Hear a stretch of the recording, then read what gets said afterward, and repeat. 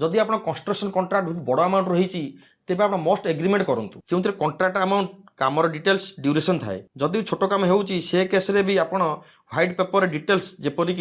कामर प्राइस कौन कौन इनक्लूड रहिबो कौन कौन एक्सक्लूड रहिबो क्लाइंट एवं कंट्राक्टर दुई जण मिसिकी सिग्नेचर करिकी पाख रखि पारिबे जहाँकि फ्यूचर किसी डिस्प्यूट हेले से सल्व हो पार आमर ऑर्गेनाइजेशन द्वारा जिते भी कंस्ट्रक्शन कि इंटेरियर वर्क कि रिनोवेशन वर्क होची सबू काम एग्रीमेंट करूँ